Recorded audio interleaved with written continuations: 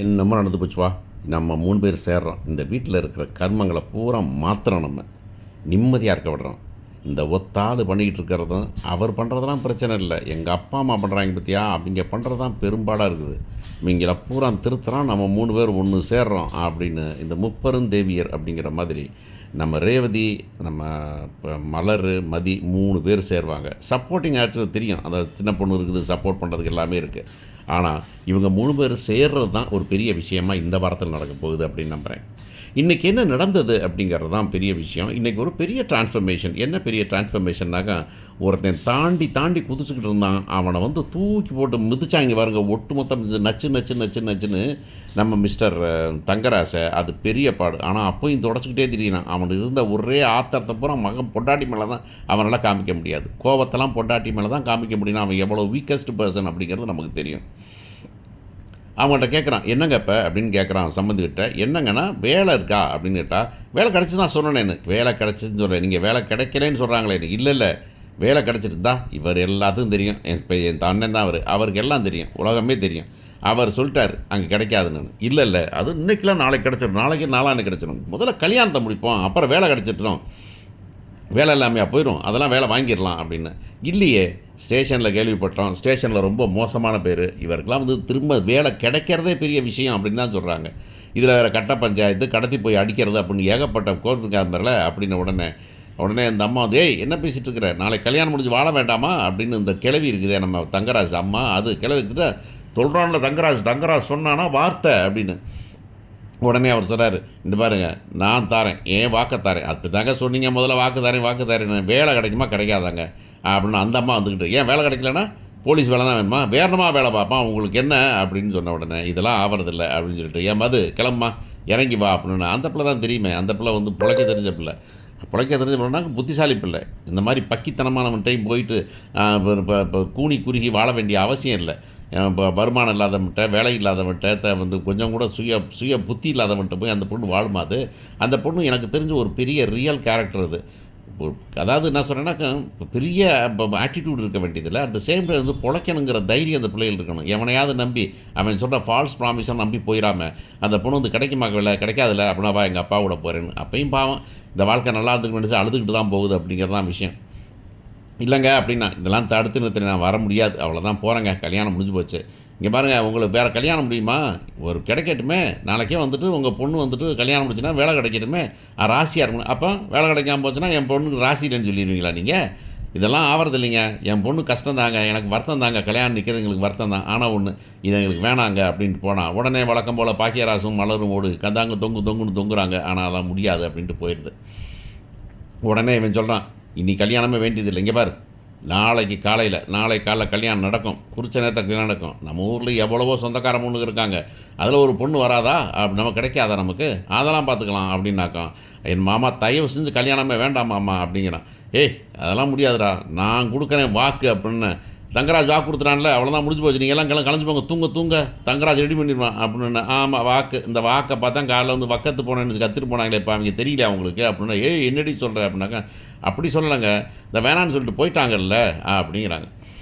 உடனே வந்து, "மாமா வேண்டாம்மா, தயவு செஞ்சு இப்போதைக்கு கல்யாணம் வேண்டாம் மாமா." அப்படின்னாக்கா, "அதெல்லாம் வேணாம்டா, வாடா முடிய கூட்டி போய் வாடா மாப்பிள்ள வாடா." அப்படின்னு. "வரா நான் பண்ணித்தரேன். வரா கேவலம்டா, வேலை கிடைக்காம கேவலம். ஆம்பளடா நீயே கல்யாணம் முடிக்காம அது ரொம்ப கேவலம்." அப்படின்னு சொல்லும்போது நமக்கு தெரியுது அவன் யாரை பற்றியும் கவலைப்படல. தங்கராசு பேர் கெட்டு போயிடும்.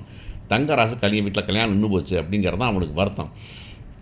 அப்படின்னு சொல்லி கூப்பிட்டு வந்து தலையை ஆட்டிட்டு ஆட்டு மாதிரி வரான். வந்தோடனே, "வரமா எல்லாம் போய் ரெஸ்ட் எடுங்க. நான் காலைல கூட நமக்குள்ள ஒரு பொண்ணை தடுத்துட்றேன். நல்ல பொண்ணாக பார்த்து கல்யாணம் முடிச்சு வச்சிடலாம். ஒன்றும் பிரச்சனை இல்லை." அப்படின்னு சொன்னேன். அந்த நேரத்தில் அந்த அம்மா சொன்னா, "அவன் பொண்ணை பார்த்துக்கலாமா?" அப்படின்னா, "இல்லை நம்மளோட வசதி கம்மி." அப்போ இவன் நான் பெரிய வசதியா? இன்னும் அவன் கல்யாணத்துக்கு அவனுக்கிட்டே காசு இல்லை. அண்ணனை பிச்சை எடுக்க சொல்லிட்டு இருக்கேன். அண்ணன் ஊர் பூரா கடை வாங்கி வச்சிருக்கிறேன். இவர் ரிட்டையர்மெண்ட் ஃபண்டு மட்டும்தான். இவர் என்ன பெரிய இவராமா அவர்? அதனால் முடியாதுன்னு. "அதெல்லாம் வேணாமா, நல்ல பொண்ணை நான் பார்க்குறேன்." அப்படின்னு சொல்லிடுறான். சொன்ன உடனே வந்துட்டு ரேவதிக்கு வந்து, "என்னங்க என்ன நடிச்சிக்கிட்டு இருக்கீங்க நீங்கள்? டேய் நீ லூசாடா நீயே? அரை லூசா நீயே?